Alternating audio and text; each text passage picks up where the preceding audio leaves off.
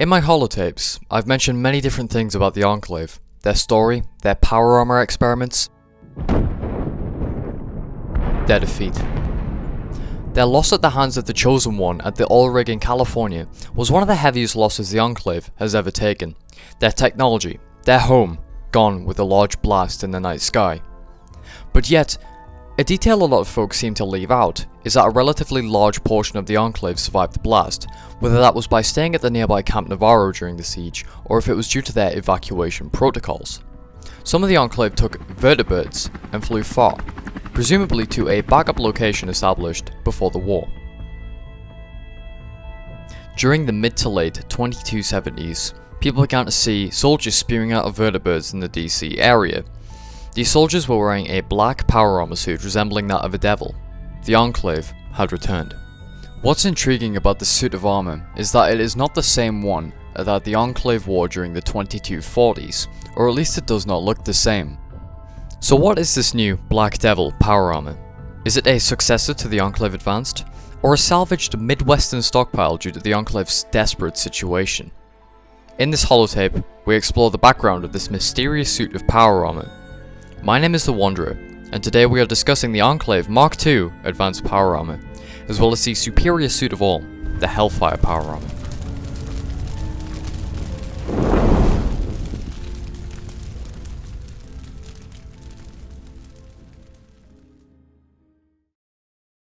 The Enclave were divided after the oil rig was destroyed. A small portion living out their lives on Navarro's soil until the joined forces of the Brotherhood of Steel and New California Republic spoiled that for them, and a larger portion of the Enclave flew via vertibird to the Washington DC area, more commonly recognized as the Capital Wasteland by a lot of people. The Enclave most likely had protocols and failsafes to make sure that their tech and information did not fall into the wrong hands, as well as evacuation plans and relocation schemes to make sure that they were able to come back from if the worst was to happen. Which it did. This place they relocated to was in the Capital Wasteland. The name of this new home for the Enclave was Raven Rock, a sprawling base similar to facilities like the Hidden Valley Bunkers, home to a Zax AI who managed to coerce itself to the status of Enclave President some decades after the oil rig's destruction. Raven Rock soon became, to a large majority of the Enclave's personnel, a new home and base of operations. I say a majority because there was indeed another base established at an old Air Force base in the Capital Wasteland. Adams Air Force Base became the secondary research facility and base of operations for the Enclave, in case of Raven Rock ever falling like the oil rig did so long ago.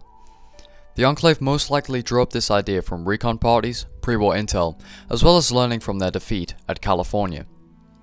Raven Rock was mainly used as a base of operations in the Capital Wasteland, as well as a home for high-ranking officers, Enclave soldiers and personnel, and even housing the so-called President of the Enclave. Whereas Adams Air Force Base seemed to be a mix between a scientific research facility, heavy arms and vertibird storage, weapon and armor testing facility for the Enclave. Ironically, Adams Air Force Base was actually the place I spoke of during my I Bought Duraframe holotape, which you can watch here, and was home to weapons like the Tesla Cannon, Mobile Base Crawler, Orbital Strike Laser Command, and much more. If there's any high-tech things you could imagine the Enclave having, they most likely developed it at Adams Air Force Base or the oil rig. In these two bases, the power armor suits which we will be discussing were developed and mass-produced. Before we begin talking about the specs of the armors and their purposes, let's discuss the older models of the Enclave power armor developed. The XO-1 power armor suit was prototyped before the war and shipped to high-ranking officers of the United States Army. The earliest depiction we can find resides at the Nuke World Galactic Zone, which is a space-themed part of the theme park. The armor itself heavily resembles what future models of Enclave power armor looked like and what they were made of. The XO-1 was part of Project Cobalt, an operation by various Nuka-Cola developers within the corporation, although little is known about this operation. The XO-1 was never finished before the bombs and remained in its pre-established prototyped state, leaving the post-war Enclave operatives to finish development on the armor. During development, the XO-1 was severely flawed and required a lot of work to become a better suit than the T-51B. Strength-wise and functionality-wise, it had already surpassed expectations. However, the armor had several flaws with its power supply and other features, which were fixed later on with the development of the final XO1 model. When this model was finished, the Enclave then most likely used it on special operations missions due to the suit not being mass-produced for use by the military. Before the suit could be mass-produced, the Enclave decided to use the XO1 power armor as a model for their planned superior model, the Enclave Advanced Mark I. The Enclave Advanced Mark I, seen in the 2240s on the oil rig and by the remnants in the 2280s, was considered by many Wastelanders and factions alike the pinnacle of advanced technology and power armor in the Wasteland, as well as a rare and precious luxury. The suit was first prototyped in 2198 and by 2215 was fully finished, and finally distributed to the Enclave military in the 2220s, leaving the precious test model, the XO1, to be made obsolete.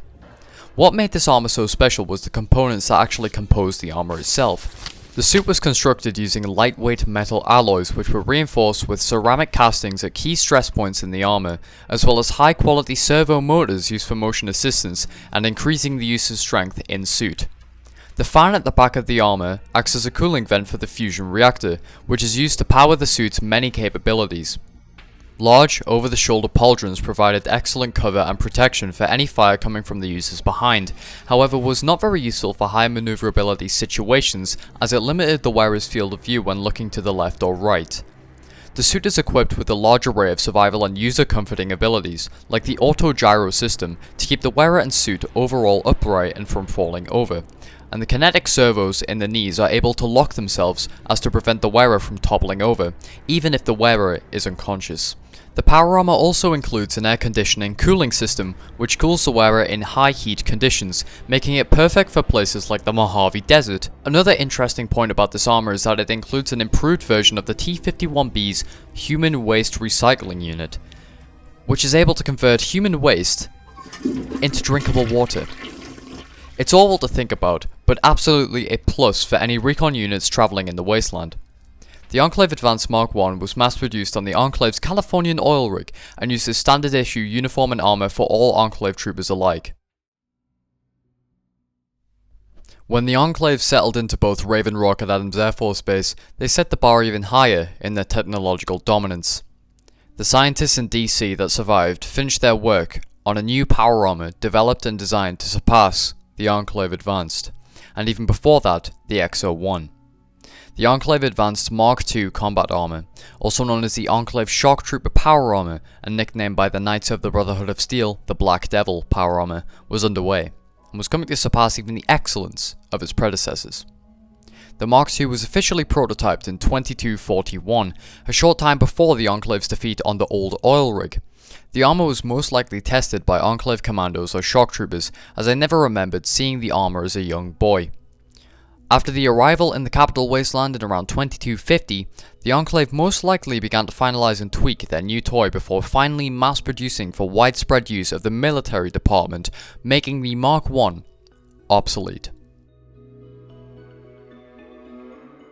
An interesting point to do with the Enclave Advanced Mark II model is the helmet's striking resemblance to a power armor seen somewhere in the Midwest, used by a chapter of the Brotherhood of Steel over there. Not much is known about this specific and mysterious suit of power armor, and the similarities seem far more than just a coincidence. My best guess is that this Midwestern power armor is an old pre-war prototype or local test model that was never finished before the war, similar to the XO1, as it has only ever been rumoured to be from that specific area. The Enclave had too much at their disposal in the Capital Wasteland just to reuse or revamp old prototypes, and there would also only be a limited amount of these models. It is most likely the Enclave drew inspiration from this Midwestern power armor, and then began to use its helmet's design for their power armor. Getting back on track, what makes the Black Devil superior to the Enclave Advanced Mark I? Well, the entirety of the armor's plating is composed of lightweight ceramic composites instead of the metal alloys of the previous model, featuring segmented armor plates for better protection and mobility in the field, as well as a pair of large shoulder pauldrons to replace the clunky Mark I over-shoulder ones. These pauldrons were useful as they not only provided a smaller target with better protection against projectiles, but also granted the wearer a better field of view compared to the limited view of the older model. It is important to note that Tesla variants from both the Mark I and II did indeed exist and were used somewhat frequently by the Enclave, especially with their Mark II version. The Mark I advanced Tesla armor was more rare and not nearly as mass-produced as other suits. Tesla armor provided a protective layer to energy-based weaponry, acting somewhat like a very weak energy shield. The Tesla suits also provided a great trap of sorts for melee weapon wielding attackers, shocking the attacker upon impact depending on the material of the weapon. This stuns the attacker, leaving them susceptible to other attacks from the wearer or any allies in their vicinity. After the Black Devil suit became the norm for Enclave military units, there was another sector of personnel who had such a high-risk job, it required an improved suit of Enclave Advanced.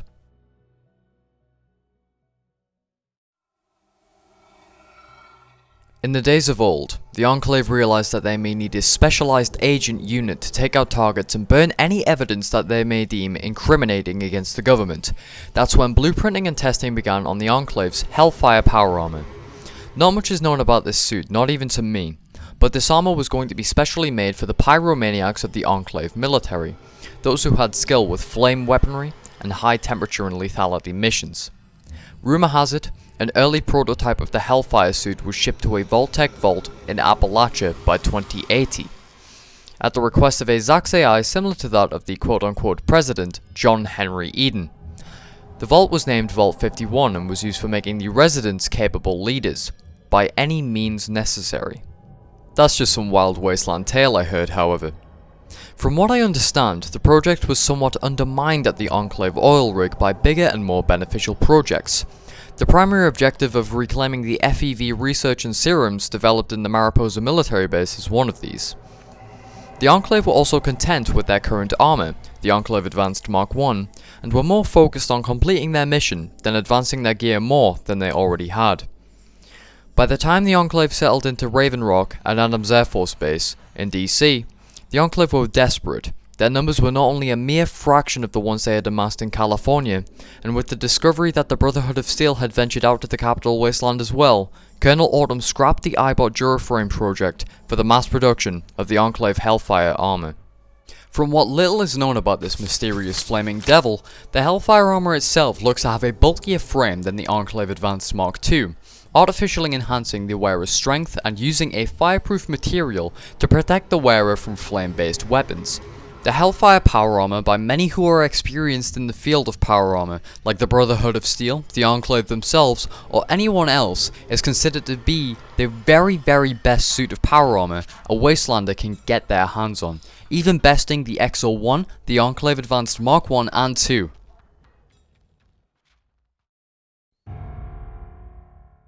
As of 2281, what was widely considered to be the last of the Enclave were either dead, arrested, or on the run. The Brotherhood of Steel, against near overwhelming odds, defeated the Enclave once again at Adams Air Force Base in 2277, leaving little to no remaining troopers to continue the technologically advanced legacy the Enclave had rained upon the wasteland to tell the tale. On the other side of the wasteland, in Nevada, the new California Republic warred with Caesar's Legion at Hoover Dam, with or without the rumoured help of a group calling themselves the Enclave Remnants. After the battle, they were either killed or arrested by the NCR for their crimes. The last remaining remnant of the Enclave who still claimed to serve them now yielded to the boot of the Republic, or to the might of Caesar. I can't remember who exactly won the battle. The Enclave are long gone, or at least thought to be, and all that remains in their place is their technological advances, their burning and shattered homes, and crashed vertebrates. The Brotherhood of Steel must have had a field day with the amount of useful tech they could salvage from the ruins. The armor that the Enclave wore was most likely scrapped for parts, or sold to the highest bidder of bottle caps.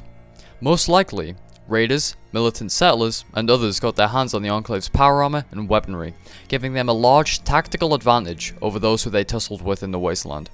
The possibilities of what happened to the Enclave and what they left behind are really endless. There is no definite answer. All anyone can really say is that the book remains half open, yet half closed for the Enclave. They have proven themselves to be like a radroach in a decimating nuclear blast. No matter how many times you kick them down, they will always find their way back. Are the Enclave really gone?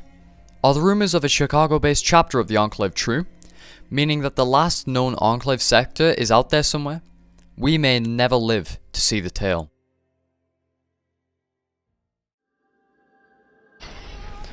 My first mission. Class, 327th Wanderer Division. Our mission, to wipe out and destroy an enemy no, outpost belonging to the new California Republic. We were tricked. It wasn't an enemy outpost, it was a refugee camp belonging to the NCR. They're innocent civilians. We need We've- to stop this. The camp burned. The Hellfire, he was the one who did it. He was the one to blame. I dropped my weapon. The corporal, he dragged me to my feet again, shoved the weapon back into my hands, ordered me to start shooting. And I did.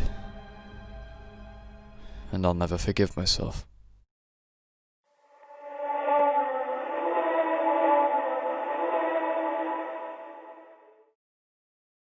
So what's up everybody, my name's The Wanderer and I'd like to quickly say thank you very much for watching this video.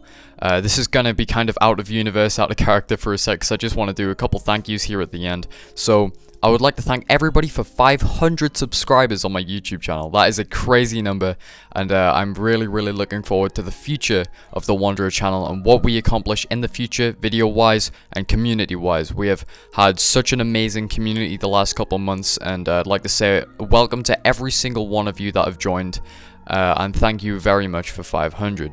I'd also like to say a massive thank you to StooDogg, who is a 1,000 subscriber channel. I'd appreciate if you went and subscribed to him as a thank you, as he helped me gather a lot of the panoramic and kind of very cinematic views of the Capital Wasteland today. So if you guys would go and subscribe to StooDogg and tell him thank you from me, tell him Wanderer sent you, that would be greatly appreciated.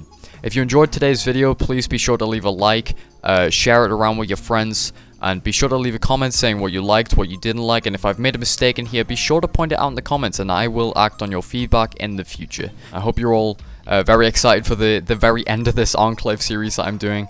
The very last episode will be regarding my personal character, the Wanderer, which is what the last minute or so of this video was about. So I hope you all enjoy, and I'll see you on the flip side.